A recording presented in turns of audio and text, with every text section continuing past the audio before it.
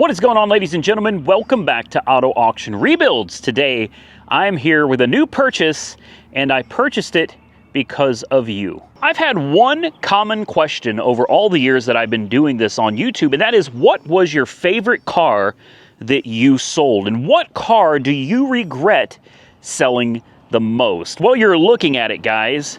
My Dodge Viper. About 2 years ago, Monkey Wrench Mike and I went to Chicago, Illinois to pick up a Dodge Viper that I bought sight unseen. It was a 2003 Viper SRT 10. It was red with a black top with chrome wheels. In fact, it looked exactly like this. I financed that car under my own name for just over $50,000, something like $52,000 with 29,000 miles on the odometer, and it was a fun car. I'm telling you, if you've never driven a Viper, you should really take one for a spin. The V10 with 505 horsepower, 0 to 60 in 3.9 seconds is absolutely amazing. This particular version is a 2005. It's 2 years newer than the one that I had, and it has about 49,000 miles on the odometer. I have not driven this car yet, aside from moving it from back there over to here so I could get my mower through and kind of clean it out. So we're going to find out together what kind of a deal I got on this car. Now, the last one I financed under my own name, this one I purchased flat out for cash through my dealership, and I think I got it for a steal, but I'm going to let you guys tell me. I picked this beautiful car up for only $39,000. The market is tough right now. It is really hard to get rid of high-performance cars like this because they are toys. A lot of people are starting to hold on to their money. They're not wanting to spend on unnecessary items such as this, and I think that's why I scored such a bargain on it. We're going to take this car somewhere a little more quiet and on its first drive because it is just insanely loud out here. Looking around the car, the first thing I checked is the tires, and they have decent tread. They're definitely not the best, but I'd say there's probably about 30-40% tread left on the front. The body paint looks good. The wheels look good. Even the calipers look really nice. Back tires, same thing. It's got matching tires. They're Invo. Never heard of those. Nitto. Invo. These rear tires are becoming very, very difficult to find. In fact, right now, impossible. They are 345/30 ZR19s, and you can't find them anywhere. Anybody that makes them, they're on back order, period. I've already got the plate on here. This car is ready to hit the road.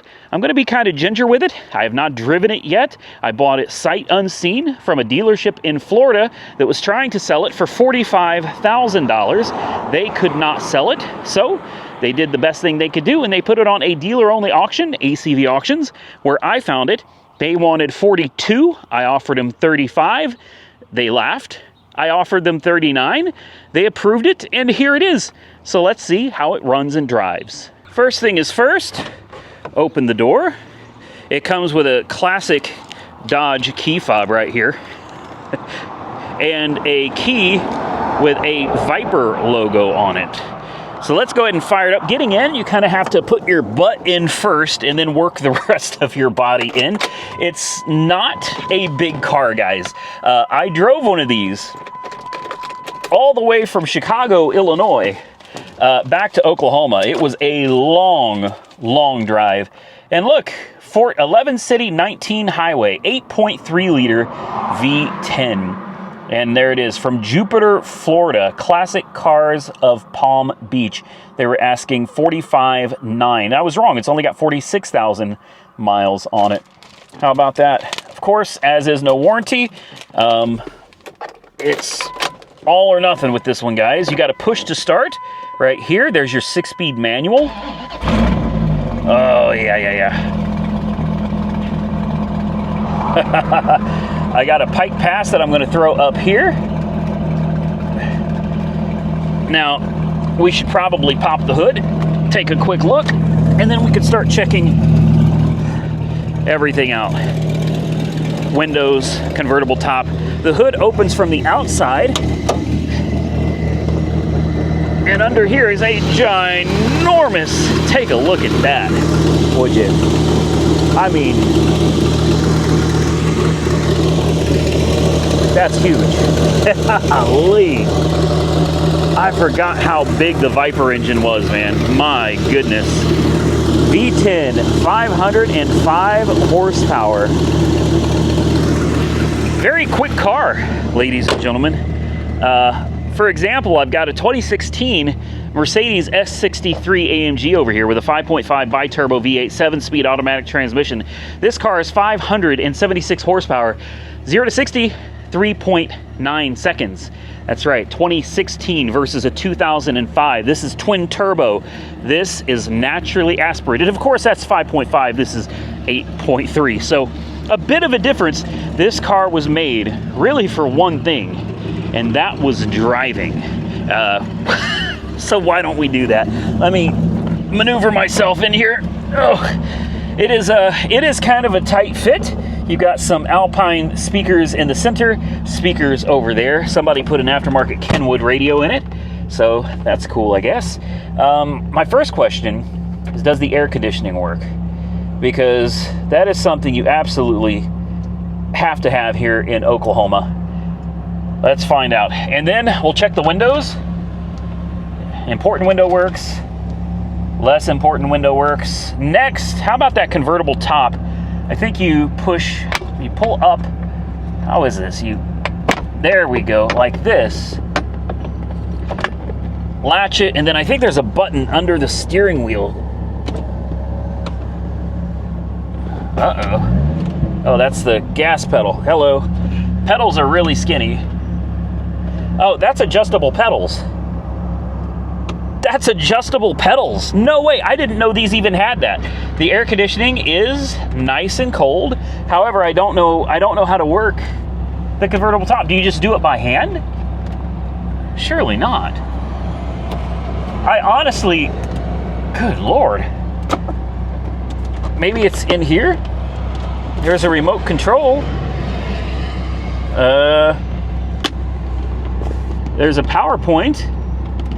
But I don't see anything for the convertible top. So it looks like the convertible top is a manual operation type of deal. Yeah, so I guess you just unlatch it and then push it. Oh, there's a latch right here. All right. There we go. Looks like it's latched. Go over to the other side just to make sure. I've quickly learned that the struts on the trunk here are no good. So good to know. We will need to order some. Actually, they're holding up now. Nope, they are not. There we go. Make sure it's closed. And there we have it. This, I think, is how it's supposed to look, guys. I had to look up how to use the convertible top. I totally forgot. It's been so long, and I didn't keep the car for very long. There was a couple of reasons why. Number one, it was really expensive. Number two, there just weren't many views on the car. And then number three, I took it to the dealer, and the dealer kind of scared me with prices. They were like, well, this and this and this can cost a fortune. These are known issues with these cars. And after that, I was like, you know what? Forget about it. So I traded it in. I lost $20,000 on a trade-in. And I traded it for a Jeep Grand Wagoneer that I lost, I think, another $15,000, $20,000 on. So when the question kept arising, what car do you miss the most? What car is it that you regret selling? I kept coming back to the Viper, and I had to buy another one. So the first thing I'm doing is checking all my gauges, looking for a check engine light. I don't see any check engine lights. It fired right up. It is low on gas. We should probably go get some. Oil pressure is good. Oil temperature, engine temperature, and voltage. Everything looks good. We said earlier the air conditioning works, so that's awesome. We've got tags. Let's take her for a drive, guys. Oh man.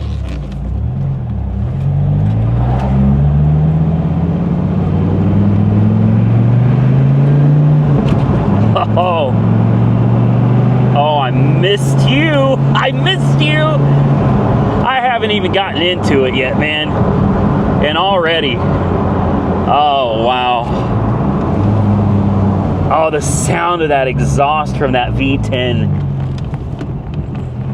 Man. And look over the hood. This is what you're looking out at. Those bulges, the big scoops in the hood, those heat extraction vents. Forget air conditioning, man. This, top down, are you kidding me? This is it right here, man. This is literally the car. And no, it is not the most comfortable car. But it's not. It's a driver's car.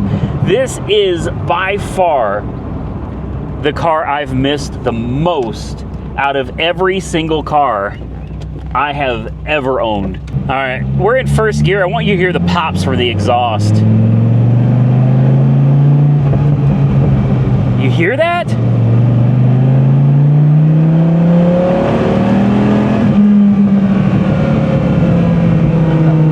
The check engine light came on immediately.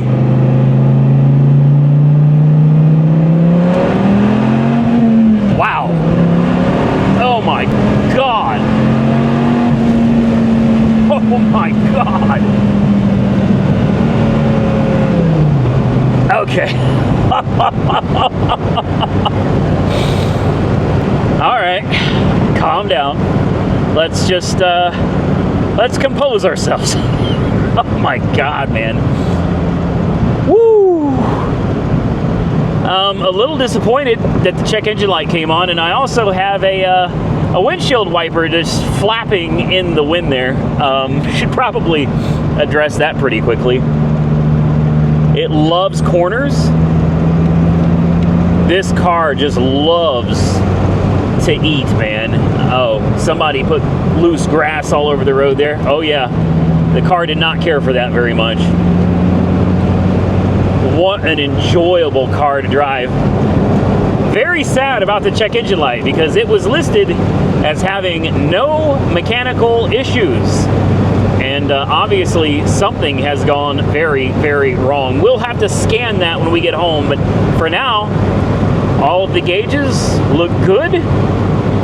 I'm happy. I think it's time to take this thing to town and put a little 93 in her.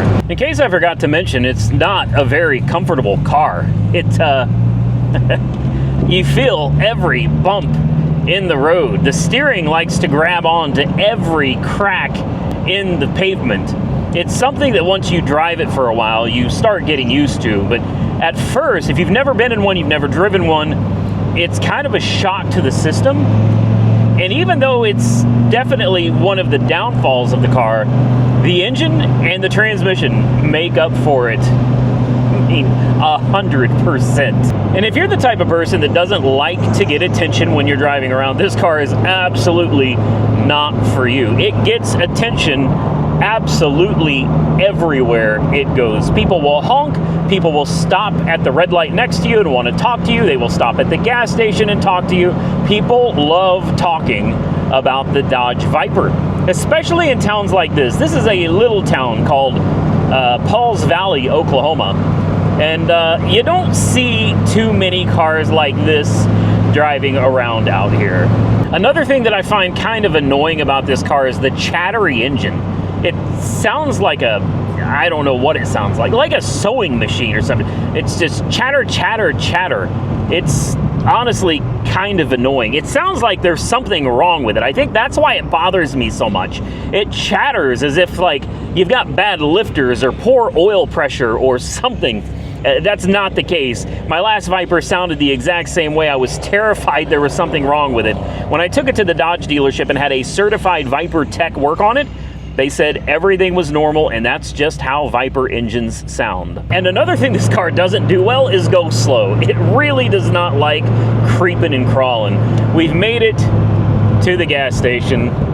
We can put some 93 octane in this thing, and hopefully that makes her a little happy. The windshield wipers are super embarrassing flopping around in the wind, so I'll probably run over to Walmart real quick and see if we can't find a pair of windshield wipers for this thing. Oh, that's broken.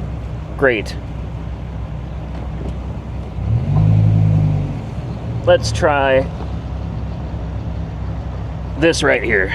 E-brake first and shut it off. Definitely interested to find out why that check engine light's on. That kind of bothers me, but it's one of those things, man. You get a car for cheap, chances are there's going to be something on it you got to fix. Well, we've run into a couple of problems. Number one, I did go to Walmart and I bought the wiper blade, the wiper blades that they say it calls for, J-hook style, and they don't fit. These wipers are very weird. I've never seen anything like it. So now I'm at AutoZone, and their system says it takes the same windshield wipers. They don't have anything that'll fit it. They came out and looked. They're like, I don't even know what that is, man. Next, windshield wipers aren't that big of a deal. I can get those from the dealer if I have to. But the next big problem is, as I was driving down the road, she lost power. It didn't want to drive, like, at all. So let me get buckled up. And here we go, already starting with the problems, and we just got the car. All right, so I guess we got gas, so we accomplished something. Now we're gonna head back towards AAR headquarters, and let's see if it wants to drive or not, because it was taking almost everything in it to do 40 miles an hour. Something's yeah, there it goes, cutting out. I'm on the gas, guys, and it's not moving.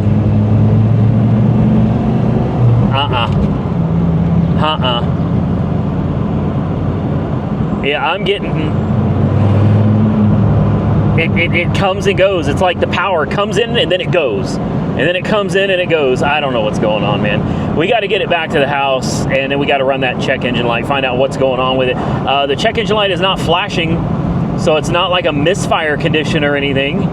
But it's definitely acting up really, really bad. Well, I don't know why, but it seems like it's driving a lot better than it was earlier. And let me just give you a little exhaust note here.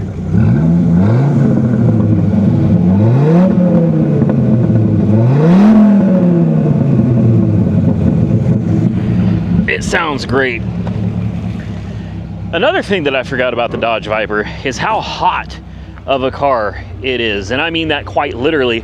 I'm sitting in the shade and this car is crazy hot inside. Even with the top down, you really need to put the top up and turn on the air conditioner, man. We had no luck finding the windshield wipers. They're super easy to change though, and here's what they look like. It's got this really low profile and it just kind of slides in. Look at this, and then it clicks into place. So I'm gonna have to try to find some of those. Also, I got a weird smell, and I don't know, I suspect valve cover gaskets are leaking, and the hood struts are no good either, so I need hood struts. I also need the trunk struts as well. Let's see if we see any. Oh yeah, there's definitely some seepage around the valve cover gaskets. Those are not hard to do, not at all. Plugs and wires, relatively easy to do. The only thing that's not easy is to get to the coil pack on this engine. It's underneath the intake. It's back there underneath all of this. You can hear that chattering. Not gonna lie, the first time I got my hands on one of these, I was terrified. It also looks like we have a swollen heater hose. Or, sorry, radiator hose. My God, look how that thing is bulging. Well, that's no good. So it looks like we need an upper and it starts. You see what I mean? Obviously, it needs an upper radiator hose. Luckily, it looks like the rest of the hoses are okay. At least as far as I can see. There's a little bit of oily residue under here. It needs to be cleaned up for sure, but nothing that is beyond taking care of ourselves, I don't think, guys. What do you guys think? $39,000, a good deal, or do you think this is one I should have left alone? Personally, I love the little car, man. It's a great car. It does get attention absolutely everywhere. It's going to need a little bit of work, and I think it'll be fun to do some of that work on the channel. I think in the next video we'll run a diagnostic on this thing, probably put some new windshield wipers on it and just go through things a little bit. Maybe get it on the lift if it will even fit. I have no idea.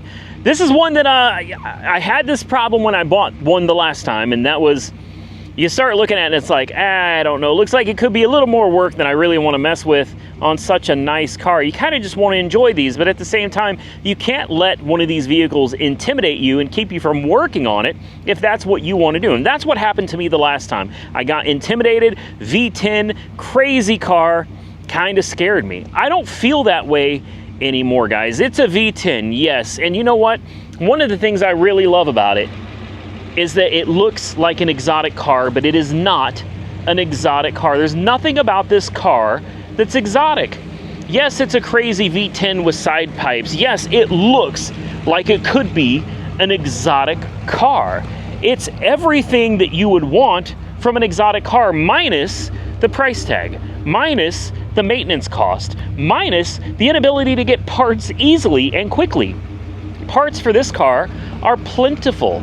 It's not too difficult to work on, and it's not super expensive to work on, nor is it expensive to purchase the vehicle itself. It's kind of a win-win-win on a car like this, and that is why I love the Dodge Viper.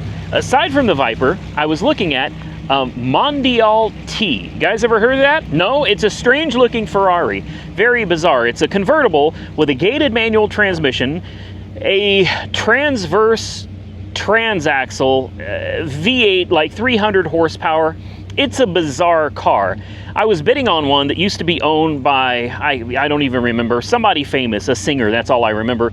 And the bid started around 40,000. I got it up to about 50, and at 50,000 I dropped out, and I'm thinking for 50 grand I could drive a Mondial T, okay, or a Viper. Honestly, you tell me, Viper or a Mondial T? I think most of you would choose the Dodge Viper. So here it is, and there it was. That's gonna be it for the video. Stay tuned. Hopefully there's gonna be more on this. We're gonna have to do some work to it. If you enjoy this type of content, hit the thumbs up button and consider subscribing to the channel. Be sure to drop your comments down below. And until next time, stay safe out there, everybody. I look forward to seeing you all again very soon in the next one.